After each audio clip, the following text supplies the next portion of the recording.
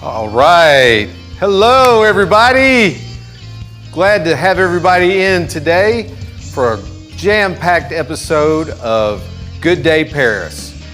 Tonight's show is going to be all about being prepared, and we got a big show. Got a lot of things going on. We're going to be bringing on the chief of police from the city of Henry to talk about and do some demonstrations on women's self-defense. He's going to have some martial arts instructors, and who knows, might end up learning a thing or two. I might learn something. You might learn something. Hopefully we will.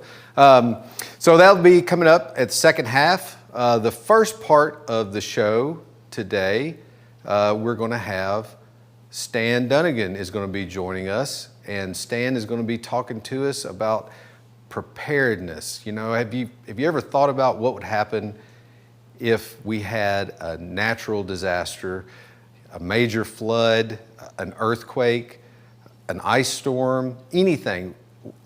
Would you be prepared? I know I certainly wouldn't be, but that's one of the reasons why we're going to have Stan on. He's got some tips for us on being prepared and what to be looking for. So with that, we'll bring in Stan Dunagan. Hey, Stan. Hey. How are you, sir? Good to be here. Glad to have you on the show. Have a seat here. So, Stan, we bringing you onto the show, yep. And going to be talking about being prepared. And of course, you like this, the preparedness. You do a class at UT Martin where you are a professor of geology. Right. And one of the classes that you teach is on that. And you also do another little Facebook site where you kind of go over being prepared. So tell us a little bit about what it is that you want to, or what you do with preparedness. So I've been at UT Martin for almost 20 years, and I often talk with my students about different natural hazards, whether it's volcanic eruptions, climate change, earthquakes, floods, all those things you mentioned. Yeah. And I found that I was telling them about the disaster, but not what they needed to do once the disaster occurred. Makes sense. And so I started talking to them about, hey, you need to make sure you do these things. Mm-hmm. And then I realized, well, I don't really seem to do a lot of the things I'm telling my students how they need to be prepared for. And so I started doing some research and trying to approach what would I need to do to get ready for an earthquake, because that's probably honestly the biggest thing that could impact us here. We could have something similar to the repeat of the 1811, 1812 earthquakes, and that would be something that would be very problematic. And so, you know, if you're interested in the 1811, 1812 earthquakes, Paris on that little map is close to where the A in New Madrid would be. And so we're technically outside of the seismic zone where the earthquake would occur, but we'd feel the effects. Oh, yeah. Yeah, definitely. Yes. We'd feel the effects. The 1811, 1812 earthquakes, they felt them all the way up in Canada. Right. And so the concern is our area, even though it's not typical, could certainly... A lot of infrastructure could be damaged. Oh, yes. For sure. Oh, yes. All our water, gas... roads, not just the gas. Emergency responders would have to deal everything. with this. Yes. Buildings potentially fall, I would think. None of our buildings in Henry County were ever really built to withstand a 7.0 earthquake. It's a lot of shaking, isn't it? It's a lot of shaking. It's a lot of lateral motion. Yes. Buildings are, I mean, as an engineer, you know, buildings are meant to stay up. That's and right. Vertical stresses. But when you start moving things side to side, that's when you get problems. And so I found myself in the fall of 2019, my students wanted more on the prepping part of things. Mm-hmm. And so I started putting together the course just on disaster prepping.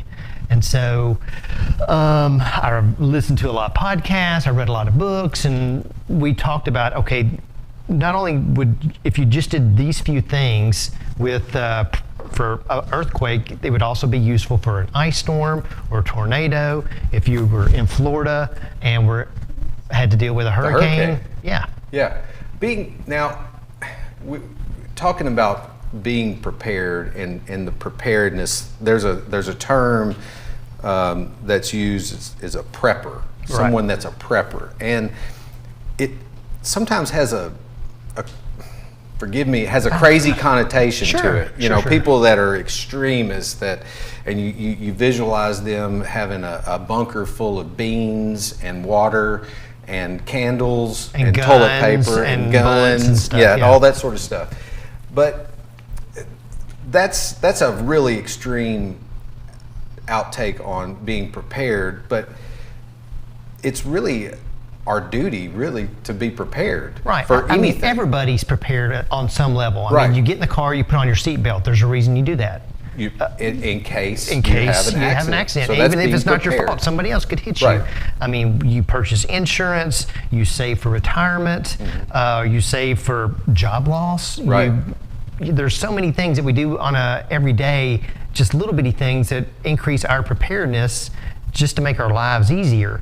And so what I wanted to do is like, what can we amp up that would, and we'll talk about some things, and it's not like you have to be prepared or today you're not prepared, tomorrow you must be 100%. Right. I tell my students, I said, you know, and they're poor college students, and try to do one thing a month, whether it's purchasing something or, like we're going to see later on in the second half of the show, get a skill. Learn how to make a fire, learn how to martial arts, and that's personal preparedness. That's very important. Yeah, you know, the being prepared, I think by failing to prepare, you're preparing to fail.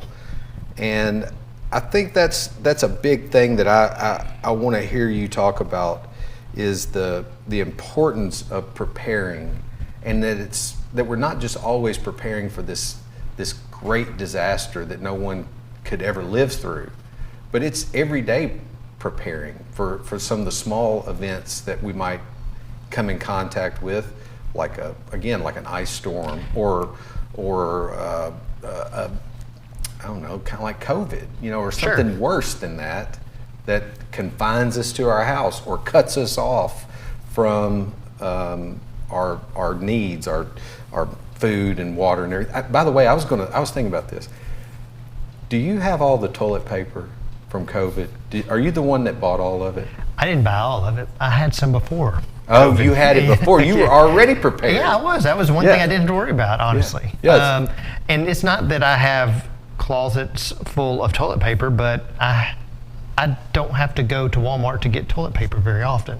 And when I go to Walmart, I buy a couple big giant packs of it, and then I don't have to worry about it. And Stephanie puts up with that, so that's good. That is good that she puts up with that. And in a snowstorm, you're not running out to get bread and milk. No, and so like the preps we're going to talk about, they're not sacred and you can only use them for an earthquake. A lot of the stuff I've gotten out before for when we've lost power. I live out pretty far out in the country, and you lose power out there, and so a lot of the stuff we have is because of that, and so that we can be comfortable when the power's out.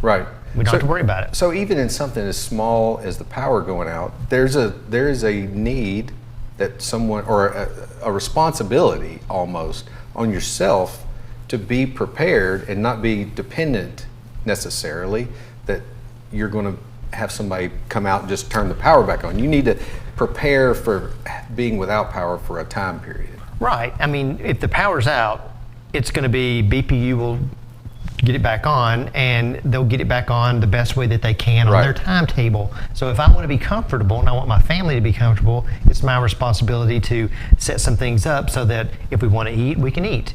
We have some liquids to stay hydrated. We can stay comfortable. We can produce our own light. And so and those are all pretty easy things to do.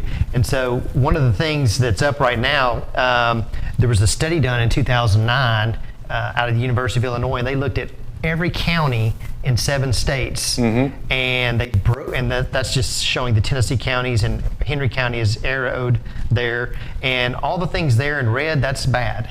That's a lot of red. That's if you have an earthquake, your police, your fire, your hospital, your potable water, waste facilities, electric, all those things in many cases are going to be unavailable to you. Wow. And that's not for weeks on end, but that's for at least several days. Yeah. Now, the good news with that is, and I'm not guaranteeing this is going to be okay, but the bridge connecting Henry County over to Dover they don't think that's going to fall in the river. So that's a good thing. But there'll be some bridges in Shelby County that fall into the river.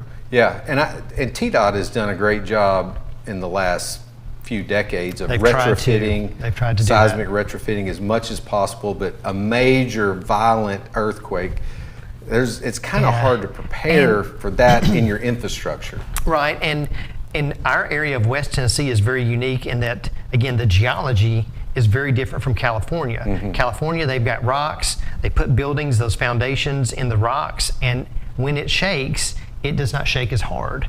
Yeah. So that in this case, what we're dealing with underneath us is we've got a place where the earth tried to pull apart, and so you've got basically an injury. That's how I use the analogy for students. Yeah. And this injury is constantly getting stress, and if it gets enough stress, it will, there will be a response, and that response is the earthquake. Yeah. And so the other aspect for people, I would say, is that if you think about, well, Tennessee, there's not a whole lot of Tennessee in the New Madrid seismic zone, but Tennessee gets the highest amount of damage in any earthquake. It's not Missouri, it's not Kentucky, it's not Arkansas, it's not Illinois, it's Tennessee. Mm-hmm. And so that would be the concern. And the other really important thing is from FEMA as well as TEMA, the literature that's out there says you need to be 2 weeks ready.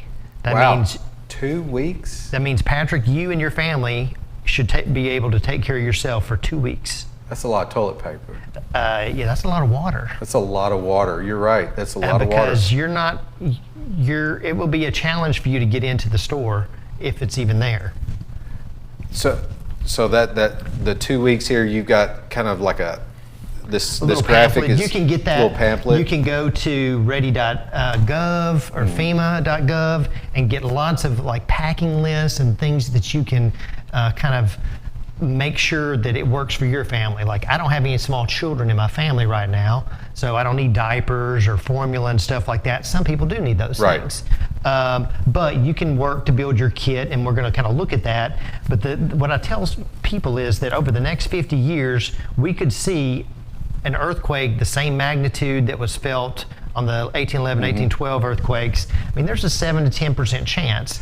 It's not huge, but that's a decent chance. When I was in Memphis, at the engineering company I was with, this was a major topic for us on almost every piece of infrastructure that we were designing, every building that we designed, and the concept of what you just said about San Francisco or California and the impact potential of a major earthquake. Even though the seismic zone around the New Madrid fault is a little smaller, less populated, the impact would be greater because of that layer that you talked about. Right. The fact that we do not have hard rocks throughout this area, it actually transmits the earthquake waves more efficiently and they actually get amplified. Yeah. So we get it, the same earthquakes occur in California and here, it's going to be a whole lot worse here. Because the ground will actually move much more as a wave. It'll heave if up, it gets down. high enough, but it'll do that. We will be jumping back and forth 3 feet every second. Wow. And structures aren't meant to do that. No. And so that would be a problem. It would be a huge, huge problem. The earthquake concept. What would be some other major disasters that you would think of in this part of, where we live? Sure. Tornado, flooding, and ice storms would probably be on my top 3. And I tell my students that prepare for the most common, most likely, most probable event, and the flooding, the tornado, the ice storm. You have a much greater chance of experiencing one of those things than an earthquake. But the earthquake, there's a lot more impact on you individually. short of a tornado hitting your home. Yeah. So again, if you can move in the direction of preparedness, regardless of the hazard, you just want to mitigate your losses. Why don't people do that? Why don't people? What's the psychology behind that? Is it because the sun's shining and all is good today? There's no reason to worry about tomorrow. I don't know. It's just it's an interesting thought. Why people don't prepare more? I teach about it all the time, and so it's in front of me all the time. And I guess that's why it was on my radar a lot. Just like, people that are involved in law enforcement and other sorts of physical protection where that becomes important. They think about things like martial arts and personal defense. But this was, okay, what can we do to mitigate risk? And it's not impossible. It's not hard, and it doesn't take a lot of money. It just takes a little effort. A little bit of effort. And you just need to start. Speaking of starting, you brought some stuff to kind of show us what somebody might need in a readiness pack. So let's go over here and take a look at what you've brought for us. So you got a lot of good stuff here. So what I ultimately did, because I'm concerned about an earthquake, is that my house is going to fall in. Okay. And, I have insurance, that's okay, but if I can't get first responders out there and I can't get to, it'll be days before Red Cross sets up. I need to make sure that I have food and water, my family has food and water. Absolutely, yeah. And so what I ultimately did, you can put this stuff in a bag. That's certainly possible. But I just picked up some relatively inexpensive ammo cans. Okay. And so that if the house does fall in, they can withstand, hopefully not getting crushed, and we won't destroy all this stuff. Right. And so I've got an ammo can for each person in my household. Oh, that's a great idea. So each one has their own can. It's their own. Right. And it's mostly similar items. I've got some food items, such as an MRE and some of these freeze-dried food and snacks. This is not going to take care of us for weeks on end, but that will help. I used to keep bottled water and some other things in here, but that causes problems. Bottled water starts to leak, and that causes problems. So I just picked up a pretty cheap Life Straw. Which, now, the Life Straw is a self-contained filter. Right, and you can put that into almost any pond, and a sort of radioactive material. It might not taste the best to drink, but you won't get sick. And this is obviously a new one. I've tried it. I've used one of these in a river before. What about a cow pond? You've used it in a cow pond? I've not used it in a cow pond. But an earthquake comes and you're gonna give it a try, huh? I mean, I won't go to the ponds that the cows are in, but yes. So I've got some other important stuff. Oh, there's the important thing. Toilet paper. Man, can't live without that nowadays. No. I've got some paracord, so that you could use that for a whole variety of things, whether it's setting up shelter eventually. I've got matches. Fire starter. Yep. Let's see. I've got a little kit in here, and it's got everything from a little bit of cash, because the thing is, and I actually dated it, and that's how long I've had this together, was that there will be no electronic great point.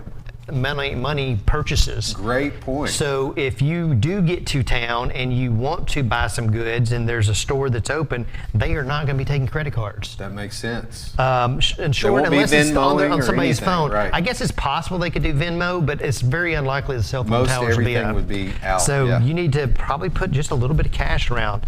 I've got some water purifying tablets in case I don't want to use my Life Straw, and then just some basic a knife and stuff like that. Was that a razor? That's a can opener. That's a can opener. Old school. Yeah, that's old school. That's like because the power's not going to be on. Yeah. Oh yeah. And really, the whole idea is to get through the initial shock of the storm or the earthquake.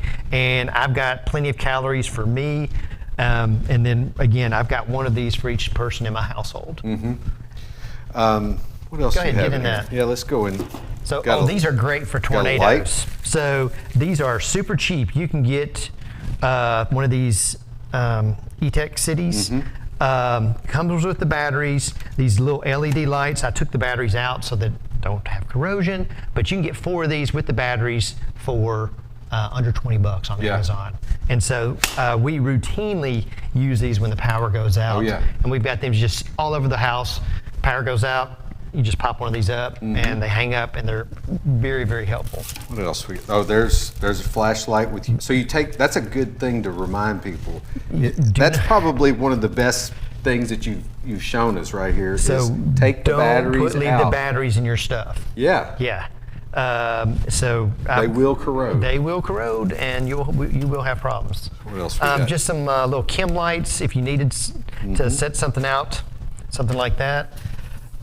Garbage bags. Garbage bag. Because you could use that for a whole variety of things, whether it's a ground cloth or temporary.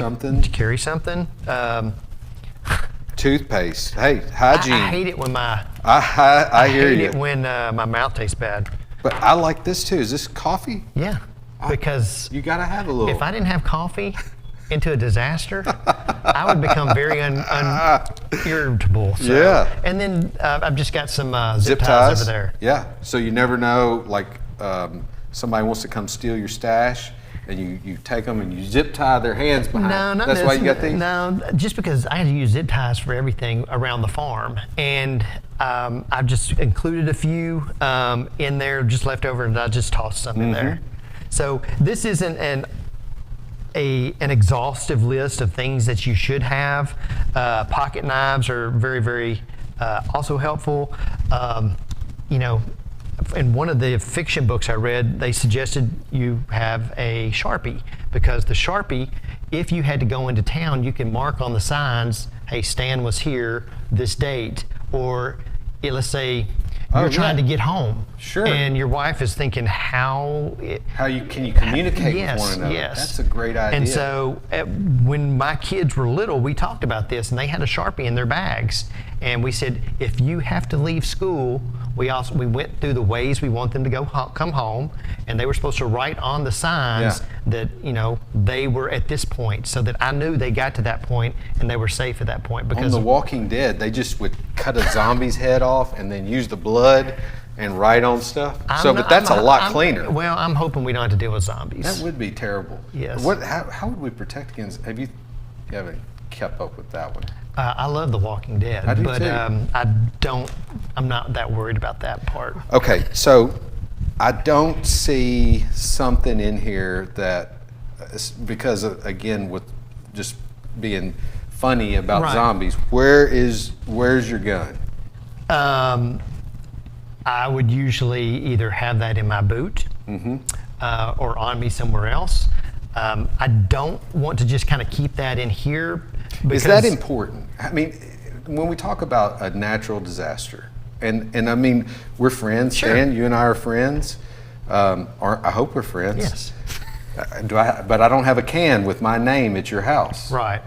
And what if I wanted to come over and take your can with all the goodies in it? That would not be a good idea. That wouldn't be a good idea on my part. Even though we're friends, no. That's right. So what about something like because we're going to talk about self-defense here in a little bit. How does that play in with prepping? I would tell anybody, they have a right to defend their castle and their property and their own personal well-being and their people that they love. And in our state, you can take a whole variety of different ways to exercise that right. And so I don't have, this is Stephanie's, this is my son's. And so the other thing to kind of keep in mind, if you have females, they may want certain things. That's right. Again, if you have small children, you might want to put a book, a toy.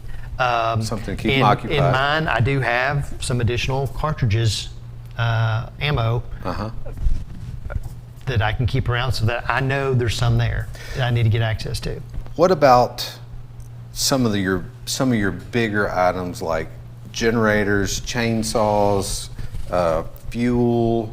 Sure. All of those sorts of things, and where would you want to keep those sorts of items, in an event like this? So for these, what I have thought about is where would I want this in my house? Mm-hmm. What's the safest place, and what place could I get back into if my house fell in? Right. And so that's where I've placed these particular boxes.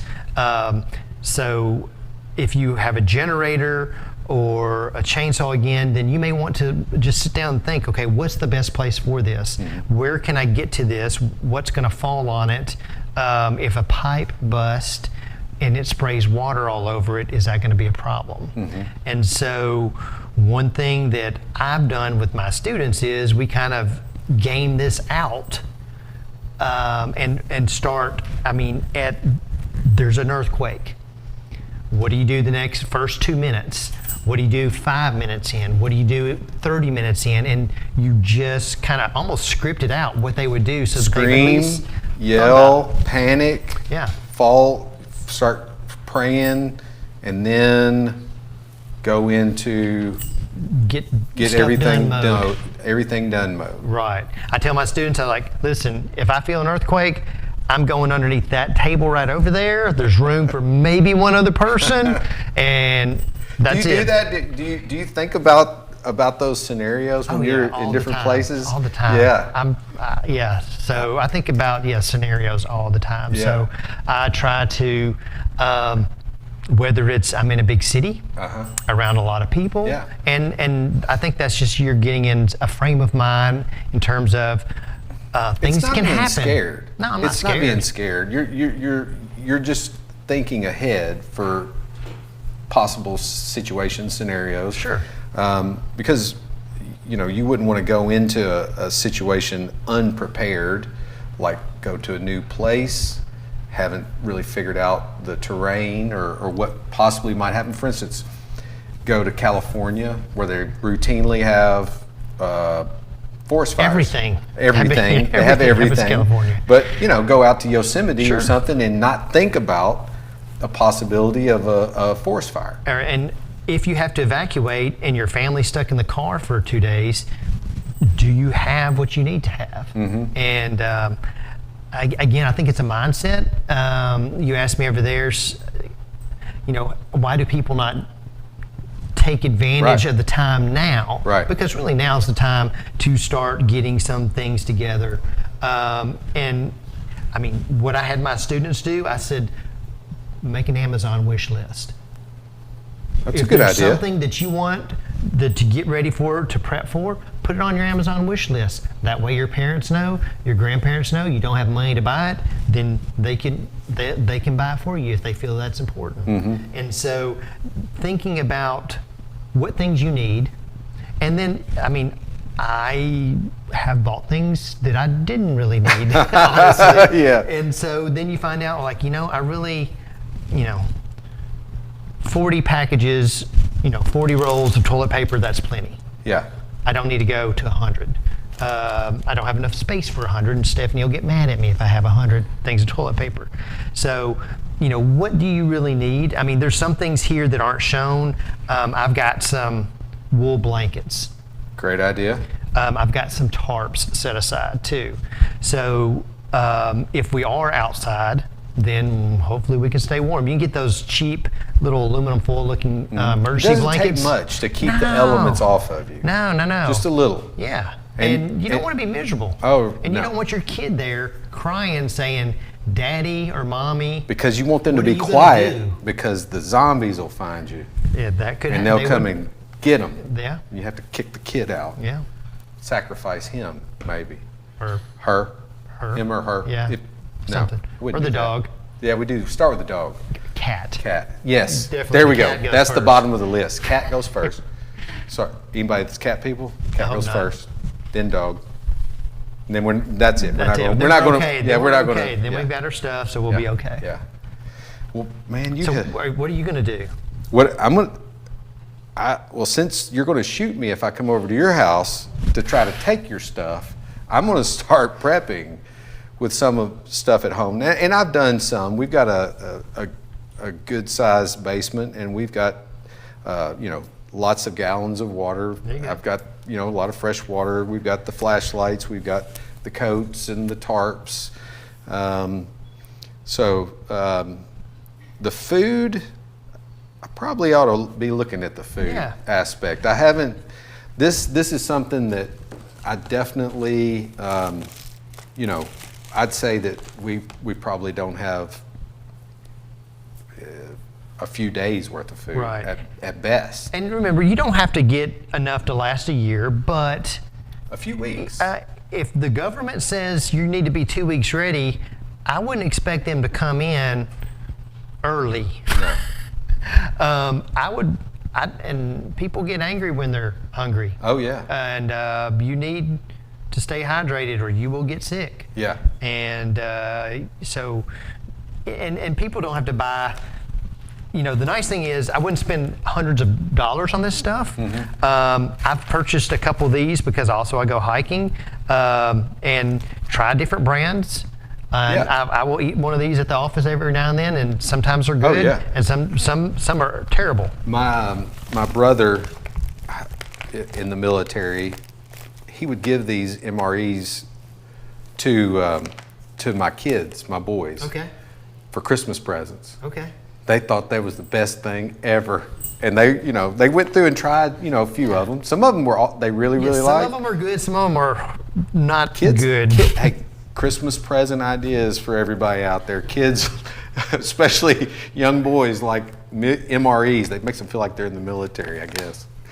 Oh man, Stan, lots of great stuff, and I want to come back, have you back on, and I want to dig deeper into the New Madrid seismic zone area and really talk more about what that impact would look like to our area. And some of the other fascinating things that you come across. Like to have you back on soon. Sure. And the thing is, just because I says this is a 7 to 10% chance, that was for the magnitude 7.5 to 8. There's a very good chance that we have a 6.0 or so, which would still be bad. Mm-hmm. Now there was an earthquake that was like 5.4. Well, I was thinking the 5.4 about 10 years ago up in Indiana, Illinois area, and people felt that down here. We don't want one in our area that's a 6.0, and that there's a very good chance that could happen in our lifetime. Yeah. Well, thank you so much, Stan, for everything and coming on. Yes, sir. Terry, what have you got for us over there? Well, Patrick, fall is kicking into high gear with all those scarecrows out of the square. So just a little bit of information about scarecrows around the square. From now through October 31st, check out all the creative submissions this year. Awards will be given for People's Choice, Most Original, Best Constructed, and Best in Show during the celebration to be held in the square on October the 29th, so mark your calendars. And also, the Henry Volunteer Fire Department's Blazing Demons is back on for another year. They're open every Friday and Saturday, 7 p.m. to 11 p.m. every single weekend in October. The last weekend they will be open is the 28th through the 31st. They are ready and waiting to make your nightmares come true. So come out and have some fun and have some scares and support your local Henry Volunteer Fire Department. The prices are age 10 plus is $10. Below 10 is $5 at parents' discretion, of course, and all proceeds will support the Henry County Fire Department. The Home Place, 1850s Working Farm in the LBL, will be holding Apple Fest October 15th through 16th in the Land Between the Lakes recreational area. Find out more on Facebook at Home Place 1850s Farm. It will be fun for the entire family. The City of Paris Parks Department will be holding Spooktacular at the Eiffel Tower Park on October 29th. Contests, games, candy, and a choice of 2 trails to walk. You won't want to miss this, so get out and get your exercise going. This Friday, October 7th, we have Noon on the Square with live music, this time featuring Ethan Torsak, and that'll be starting at 11:30 a.m. This next event, however, is in reference to our next special guest with us here tonight. We're excited about this. The Henry Police Department will host a women's self-defense seminar on October 17th of 22 at the Henry Civic Center from 6 p.m. till 8:30 p.m. The course will cover common attacks and show you the most effective counter techniques.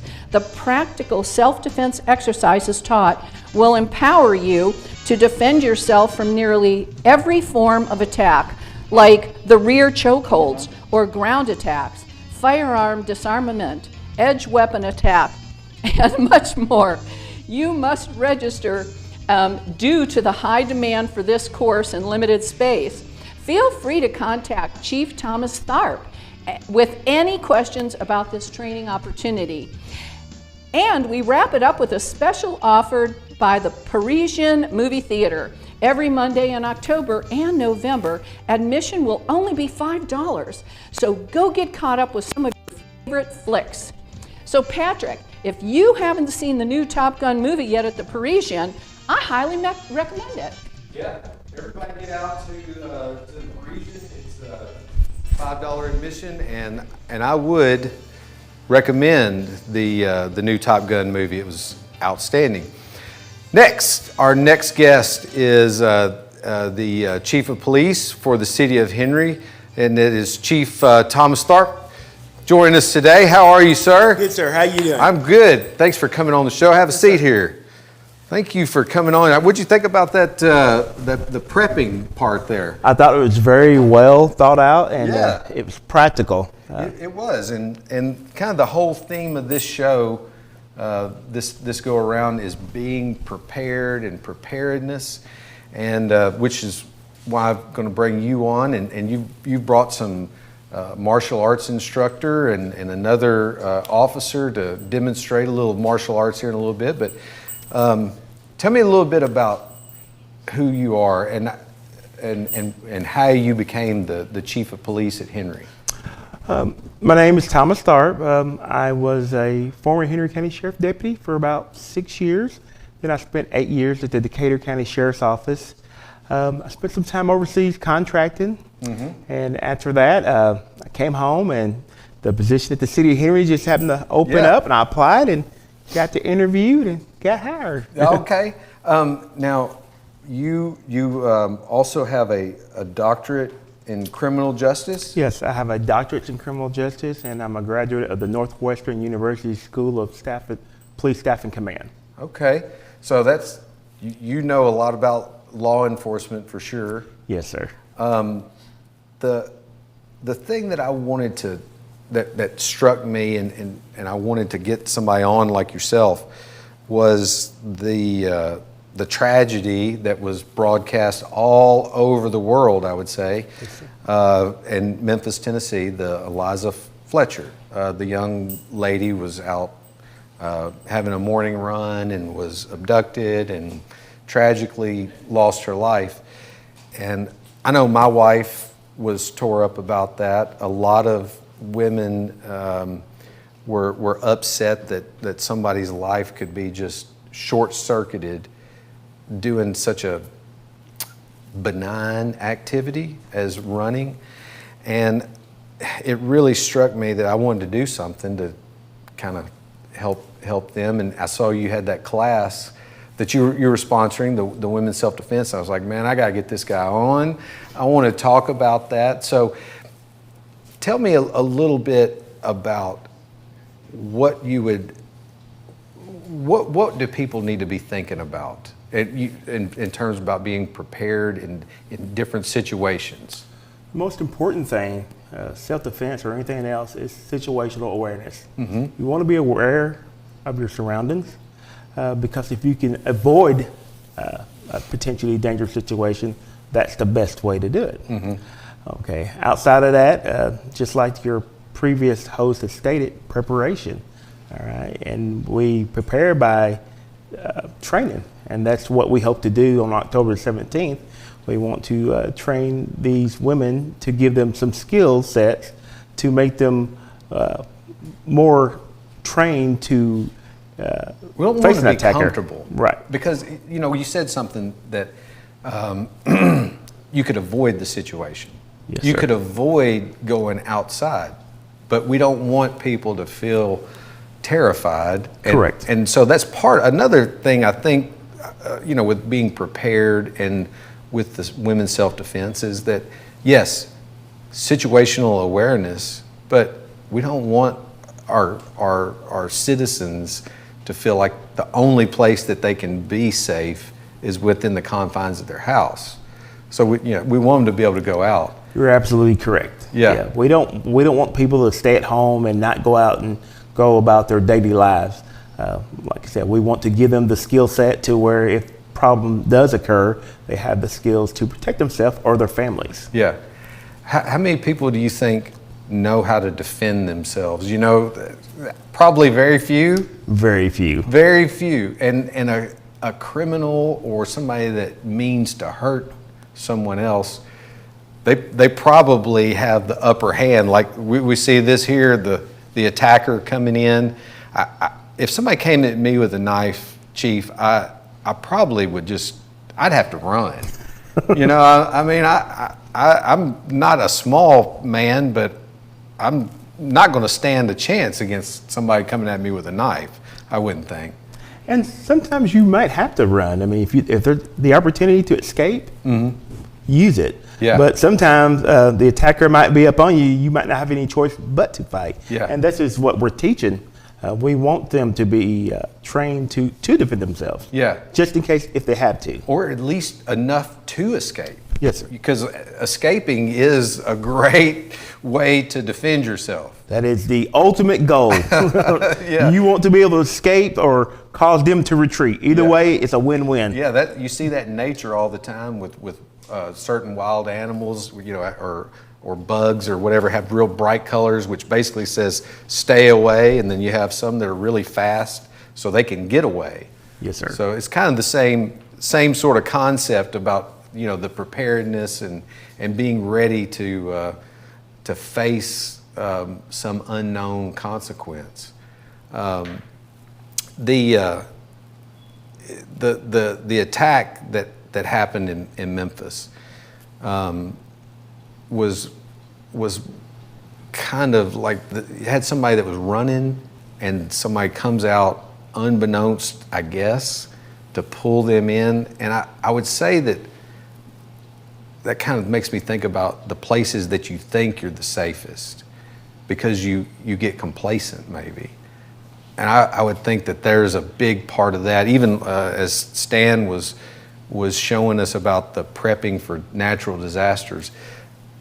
I think the reason why we don't prepare is because nothing's happening. So we're complacent. And kind of the same thing about this lady that was running in Memphis and just going about her daily life. Yes. And how do we continue to, other than just teaching people self-defense, what are some other things that people could maybe think about in terms of how to be more prepared? I guess looking at the surroundings and other types of things like that. Yes, well, again, we always want to make ourselves what we consider a hard target. We don't want to, if we have a purse, we don't want to just be strolling down the road. We want to keep it close to us. If somebody's thinking about doing something to us, grabbing our purse or something like that, they're normally going to seek out a weaker, softer target is what we call it in the military. Like Stan. Not Stan. No, I'm kidding. I'm kidding, Stan. That was a joke. But you go shoot me if I come get your food. I'm keeping an eye on you. Yes, and like I said, situational awareness is very important. One of our officers brought up a good point to me today. She's went into her vehicle and set her locks up to where when she unlocks her vehicle, it only unlocks her door, not the rest of them. That's a good idea. I never would have thought about that. She actually brought that up. That is a great idea. So, and what about deterrents, like mace or something like that? Are they effective? Yes, OC spray, mace, Yeah, I think there's like handheld tasers. All those things are effective. The problem is a lot of time, as you mentioned before, we get complacent. We don't carry them. So we're always going to have our hands and feet with us. So yeah. Those are two weapons we're always going to have. Well, speaking of hands and feet, yes, sir. That's a great way to lead into two of the guests that you brought with you, and I'm going to have them come out and let you introduce your guests with you. We'll come on out here to this. We got us a little mat set up out here. Right. So tell us who you have here. All right. Our first is Miss Catherine Tosh. Miss Tosh is a reserve officer at the City of Henry. We just started a reserve program, and she's in our inaugural class there, going through her training right now. All right. And our second is Miss Jamel Wilson. He's a martial arts instructor, and he's one of the guys that I reached out to when I became chief to start doing training because I saw a need for it. Mm-hmm. And he provides his service, doesn't charge us anything, and he takes care of us. Now, Jamel, tell us a little bit about yourself and a little bit about your background in martial arts and some of your training. Yes, sir. I'm a Henry County native. I've been here 42 years old. I started martial arts when I was 6 years old back in 1986, and played around with it a little bit when I was a kid. You know, it was fun to do, and then my instructor left, and so just kind of toyed around with it till about my teenage years, and then my teenage years I really got serious with it after playing football and baseball and everything. And once I got in my teenage years and I got my black belt, my first degree when I was 19, and I recently, well not recently, but I've been promoted to 5th degree in Hapkido and Taekwondo. I used both of those. I taught at the Dragon Tiger Training Academy with my co-owner, which was Richard Coleman, and we've had a school here since '97, teaching private classes, teaching full classes, and hopefully it'll be open up again real soon. So you're well versed in defense and combat, obviously. Yes, sir. And you're going to beat up Catherine here. Actually, I'm allowing her to beat me up today. Huh? Actually, I'm allowing her to beat me up a little bit. So Catherine is going to be the. He's going to be the Yeah, she's going to be the victim. Yes, sir. And you're going to show attack some her. Yes, sir. attack moves. So I'm going to step back a little bit, and I want you guys to show us some self-defense moves. Yes, sir. Which, first off, a lot of times when an attacker comes in, they see a female, she's helpless or anything like that, or they think she's helpless. They're just going to walk in or walk up to her, and they're going to grab her. And when they grab her a lot of times... Let's see, there you go. There we go. And a lot of times if a woman, she's not trained in anything, she's going to, she's going to freeze up a little bit. She might get a little scared. Then she may just, get wild. But with the women's self-defense courses, you learn several techniques that you have that you can use at any time. Okay. Because sometimes if one technique doesn't work, there's always another one. And this one right here, for instance, somebody comes up and they grabs her. All she's gonna do is, she's gonna change up the momentum. I'm trying to get a hold of her, but she's gonna turn around and get a hold of me. Okay. All right, so. That's okay.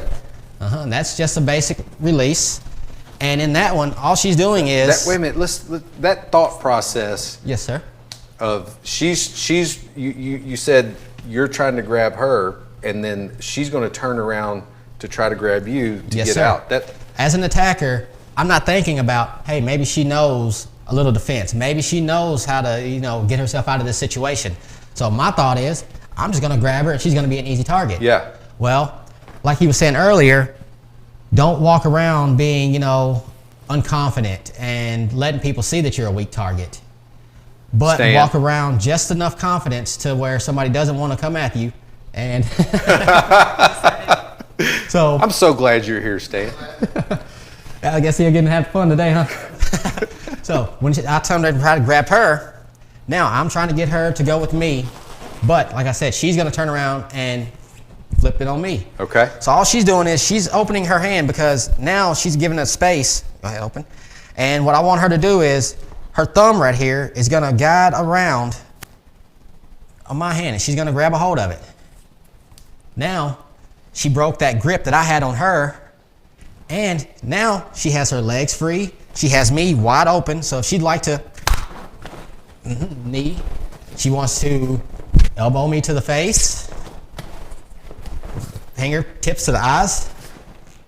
There's plenty of techniques that can be used when you're attacked, as if she was coming to attack me. This one right here. So see, she's pulling at me, and I don't want to go. So I'm like, hey, no, here, and I come here, and then I can boom down. Wow. Now, also, we like to get the host in on a little training with us. So how about you step on the mat with us? All right. And I'm gonna try something with you. Okay. All right, so I want you to do. Where do you want me to go? You want me to get over You're here? a bear hugger. Bear hugger. Yes, sir. All right. So we're going From that bear hug. So I'm gonna just like if I was gonna Like come you up, come up behind her. You come up and just give her a good grip. yeah, I got yes, it. Sir. Now, most men think, oh man, I'm got strong. her, I got right. a good grip on her. Yeah. You know, she's not going anywhere. She's coming with me. Okay. Well, from her perspective is, no, I want to get away from this guy. I'm not going with him. So all she's gonna do is she's gonna take a deep breath, and she's gonna drop. Ow. And now she has her elbows. She Oh can my gosh. bring back, or she can grab your legs. There. Okay. There's plenty you can do. Yeah. That one I wasn't expecting. And that's the thing. You get people when they don't expect it. Like if you came up and did that to her and like, oh well, this girl, she looks like she's a fighter. So she's gonna throw me down. And it's like, oh well, maybe not. But if she looks weak, you're gonna come up. I'm gonna grab her. She's gonna grab. Close. Remember the hip thrust. All right. So if I grab her, she's gonna come up. She's gonna grab a hold and she's gonna step through. And now she has me. Hold on 1 second. Now she has me in a hip throw position. Okay. So from here, all she's gonna do is take this arm and she's gonna push, and she's gonna use her hip to bounce me off of it Boom. and throw me on the ground. Yeah. And And run. then now, all she has to do or kick is you in the run. head. And also, ladies, when you're doing this, make sure you're as loud as you can be. If there's somebody around, get That's their a good attention. point. Yeah. Because if you get their attention, 9 times out of 10, they're gonna come and try to help you. Yeah. And maybe by that attacker time, runs. he's running because he sees somebody coming, or he's running because he's like, she just threw me down. She knows how to defend herself. So I'm gonna leave this one alone. And hopefully somebody will catch him and he won't be able to do it to somebody else. But on these techniques we're doing, a lot of it is just the fact that when you grip, of breaking free from it. There's plenty, a simple grip, release. She grabs, and I release. I grab her, she does the same thing, and Let she me releases it. grab her. So I want to make sure. Okay. All right. I've got a hold of you. Yeah. Wait a minute. I didn't have a good grip. Hold on a second. Try it with the opposite hand Hold on a also. second. Try it with this hand right here. Huh? This one? Yes, sir. Come on. So all she's gonna do is she's gonna open her hand. She's gonna take her thumb and guide it around. It's kind of hard to hold on to. Yeah. Yes, okay. Because once she starts doing that, All right. your arm is turning. Uh-huh. And as it's turning, Oh, yeah. all your ligaments in here Yeah. are being twisted, and so your body is Yeah. gonna go with Yeah. the direction of your Yeah. arm. It definitely wants to go that way. Yes, sir. So with your joint locks and pressure points, things that we have in these also, when you open, there's pressure points in here. Yeah. And there's pressure points along the hand. So as I'm coming here, I'm making sure I'm making contact with areas that only move, like your wrist, it moves around. So as I come here with her, I'm gonna keep it, and I want it to lock this way, because now I can take it. Oh, wow. I can take it here. I can grip it with the other hand. Same thing. I can here, and where this is going, she's gonna go. So if I want to, I don't think people understand how much control that you Yes, have sir. over her right now, or that she had over me. That is a lot of control. yes, sir. Like say if you use a grab, and all I did was here. Yeah. I'm Now trying. that I have you here, like I said, everything's here. So You've got as an your body- advantage on me already, I can tell. The harder I try to hold on, it seems like the more of an advantage you get. and then when you advance it a little bit, I Yeah. can take it Oh, sugar. break it. Oh, sugar. here. Come on now. Here, and break you down.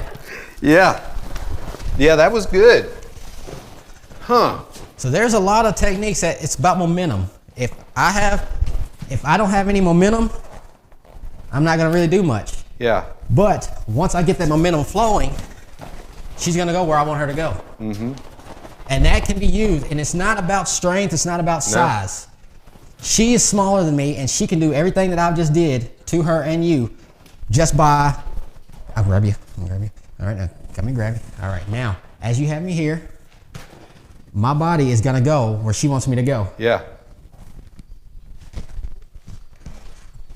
And if she wants to be violent with that, once she gets me in this position here, go ahead and back where you there you go. Go ahead. She can knee me. My back of my neck is very open. If she wants to hit me in the back of the neck and drop me to the ground, she has options.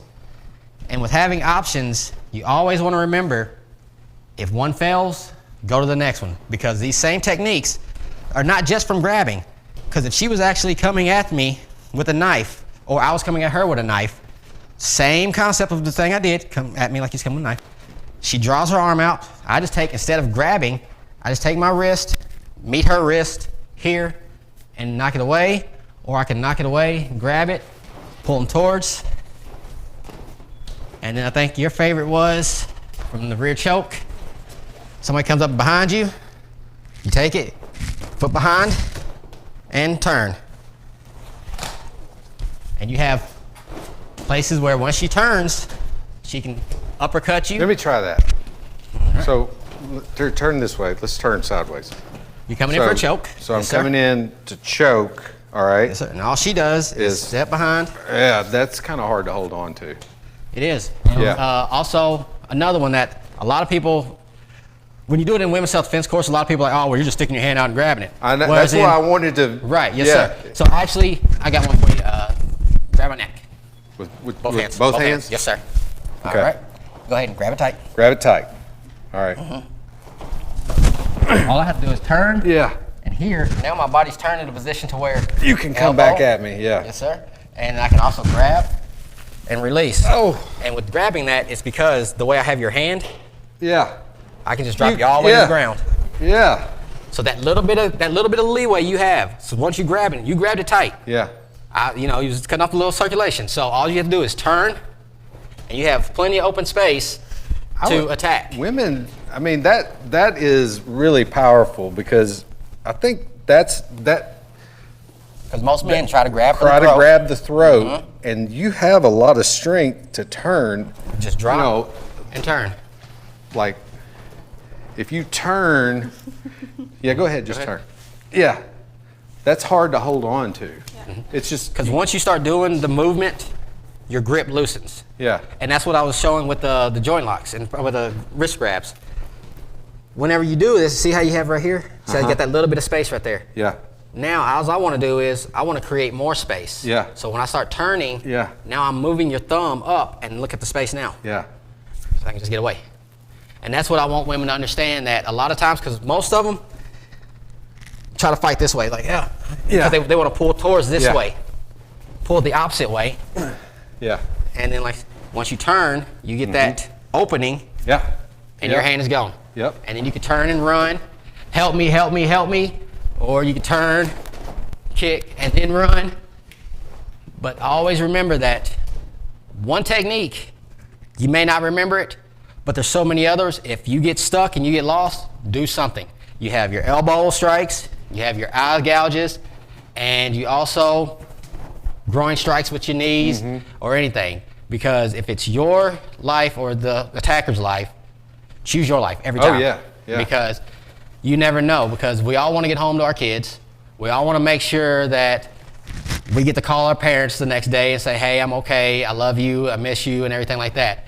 And any little thing that we can put in our toolbox to protect us from having to have somebody else make that phone call of, I'm sorry, you know, your loved one has been attacked and taken from you. Yeah. Nobody wants that phone call. No. How does someone keep from panicking in a situation like that? Because very good question. You know, that seems like what would drive you to just freeze up. And yes, sir. A lot of people, it's that fight or flight. When you freeze up, it's hard because nobody knows what happens till you get punched in the face. I know we've all heard that expression. Yeah. And that's where the training comes in. like we've been talking about, being prepared.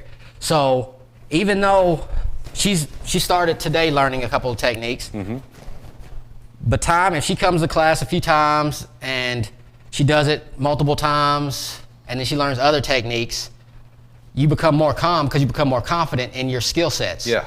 And the more skill sets you have, the more likely you'll be able to say, okay, well, hey, grab me my throat. Oh, let me see. I want to do something else. Oh, let me see. I want to lift my arm and I want to turn sideways. And so there's plenty of different techniques. Like with this one I was just showing you, as I grab her, all I want her to do is I want to lift her arm straight up on the outside. And all she's going to do is she's going to turn and break my grip. And that's another choke. You want to see that one also? All you have to do is somebody got a good grip on you, lift one arm straight up in the air. Okay? And then now, turn that direction. in that direction. Yes, because see, now once your arm hits my arm, it's breaking this side of the grip. And it's crossing my hands. Now, if you'd like, you can grab a hold of my hands and pull me forward. You could run away. And so there's always things that, yes, sir. There's always things you want to be able to follow up. Just don't freeze up. And it's a hard thing to say because it is. You don't know until you're there. And but the more things you have. I mean, even that right there, as a grown man, I can tell that use of the lever, you know, that arm momentum. Yes, sir. Because we're here. So as soon as I bring my arm up here, I've already got your hand stuck right here. And all I want to do is turn. And now I have you here. And if I'd like, come here. If I'd like, I come here. And here. There's plenty of things I can come off of that one technique. And if I want to take you to the ground, or if I want to just kind of walk you around. And a lot of times, like I was saying a while ago, with the wrist moving around, if I get you hold of your wrist and here, I can take it. Quit laughing, Stan. And there's nothing you can do because I took away your ability to rotate. And then now I'm rotating for you. And see, once I have it right in here, between where the wrist and the hand meet, where that bone separate right here, don't you separate. Get a good gripper in there. And then there's pressure points you can hit, but there's plenty of things. And learning this stuff, you're not going to learn it in one class, I promise. I mean, a lot of people think, oh man, I took one karate class, so you know what? I am Jackie Chan. And it's not that easy. It's really not that easy. It took me years of training and learning, and I've trained with multiple people and had a fortunate opportunity to train with some of the top martial artists in the world. I've trained a couple seminars with Don the Dragon Wilson, which was a movie star from the 90s in the movies. I've got a chance to train with Bill Superfoot Wallace. He's out of Memphis at one point. And so it's just a good opportunity because you can take knowledge from any and every source you can get because being prepared and having multiple things in your artillery box, which is your mind and your body, you can pull access to any one of them at any given time. And the more you know, the more likely you are to be prepared and the more likely you are to stay calm in a situation. So the being prepared and doing it over and over, that's a big part of it. And where you can get some confidence. People need to be confident. I think the chief was saying, or maybe you did, about weak targets. People look weak. Yes, sir. They don't. We both touched on that a little bit. But yes, so the more confident that you are, people see it. People see it. So if you go into a strange area, you're not, creeping around or whatever. And the situational awareness, you're aware of your situation, And a lot of times people tend to, like I said, walk. They're not really walking weak, but they're walking to where they're like, you're not comfortable with the area. You've never been there. Always trust your instinct. If you feel like the place is creepy and you don't want to be there, just don't go. Don't go. Because once you start feeling that creepiness and once you start feeling that, then the doubt kicks in. And then it's like, man, what if somebody hops out from this corner right here or something like that? And so walking in groups, making sure, like cell phones now, there's little buttons you can just hold on the side and it automatically sends an SOS. So there's little preparedness things that you have in your pocket also. Like he was talking of using mace and using things like that. Tasers are good because they make them now where they're small and fit in the palm of your hand. A flashlight, a little flashlight is like one of the most effective self-defense techniques out there. How's that? Just to, with a flashlight? Yeah. You know how now they got the little serrated edges at the top of them? Yeah. So what you want to do is if you got it on your key ring, you flash them in the eye. That gives you that quick second of they're blind for a second. And then now you can hit them with a flashlight, or you can run, or you can figure out what is my next step. Yeah. And so that just being able to blind that person for all of 5 seconds could be the difference between you going home and you going to the hospital. I can tell the viewers at home, and Stan can verify that I was trying to grab a hold of both of them, and I couldn't keep a hold of them. You know, this isn't something that we're trying to do up here to just stage anything. This is some real stuff, and it's really basic stuff. Come here, Stan. I'll let you do it. Come here. Grab a hold of this. Grab a hold of somebody here. Either way. All right. All right, we're doing the neck one. All right. So all I was doing is turning to the side. You And the grip's going. Yeah. I know. Because it's the size of your neck. Because you got to think. I just want to see. Yeah. Hurt him a little bit. There you go. There you one go. right here. There we go. Oh, yeah. Yeah. Yeah. Flip him. Throw him around. And It'll also, be good. speaking of cell phones, actually anybody have a cell phone on them real quick? Because a lot of people don't think about it. Prepared guy here does. A lot of people don't think about it. Having your cell phone, and when you're walking to your car, just holding your cell phone in your hand. Like I was talking about grabbing a while ago, grab my wrist. Now the same technique I was doing a minute ago. Instead of using my hand, I'm just going to use a cell phone. Yeah. So now you I'm got going to take the cell phone. a harder Go ahead, surface there. Keep a grip. Now I'm going to take the cell phone and I'm going to use it, and I can push it into her hand. Oh, yeah, Yes. that seems worse. So Here. ow! I can't. And the cell phone, Yeah. it just gives you that extra leverage. Yeah. Because like I said, when I do it with my hand, it takes a little bit more to turn. Whereas I can get that grip with that phone, I can just take the phone and drive it into your hand or your wrist and push down, and it's going to take away that grip. And also, something that we all, I know you don't know if y'all can hear me. Go ahead. Something that we always have in our hand, you know, and I'm guilty right. of it all the time, walking out of the store doing this, not paying attention Mm-hmm. to what's around me. So if you've got that here and they grab you right there, then Just make sure you grip the cell phone and then use the cell phone as a weapon. Anything you have in your hand that you can use as a weapon, if it's going to save your life, use it. And like you said, everybody has a cell phone. Everybody's walking around, oh, what's on Facebook today? So if an attacker comes while you got your phone out, hey. Hit him with it. Hit them with it. Yeah. Yes, sir. Guys, thank you so much for you're not welcome. hurting me, number one. Yes, But come out here, Chief. Thanks for bringing them out here. No problem. We appreciate it. Yeah, Having thank us. you. Thank you, Catherine, Yes, thank for you so not much. hurting me as well. Too bad. Stan, come on out here. And you can see this guy right here wasn't prepared back here. So he suffered the fate. But man, it was a good show. And the preparedness aspect, I've got the prepping for natural disasters, prepping for the attackers, and there's the event for the self-defense seminar at the city of Henry's going to be sponsoring. I think you might even be full or close to capacity. Yeah, we're pretty much got a waiting list now. Got a waiting list, yeah. So, but definitely willing to maybe do it some more. Yes, sir. Even after this one, yeah. Yes, sir. So great class.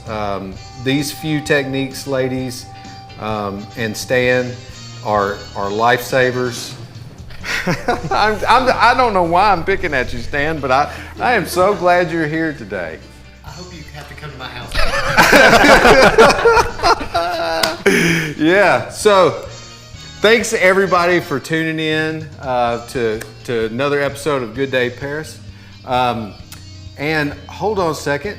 I think we've got a special announcement that we want to make. Look at here. We are going to, in November, Paris Got Talent. So start getting ready to submit your videos. This is hey, any type of talent. We've got martial artist talent. We've got, if you can sing. If you can do origami, you know, whatever your talent or your skill is, we want to see it. Play guitar. I'd love to see some tap dance. That would be cool.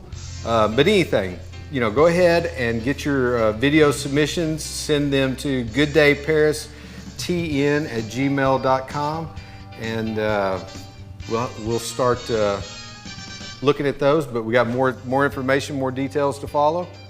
And hey, thanks everybody for tuning in to another episode of Good Day Paris. I hope it was informative. I hope that you are prepared or have a little bit more of a sense of preparedness. And don't just have a good day, have a great day. Thanks a lot.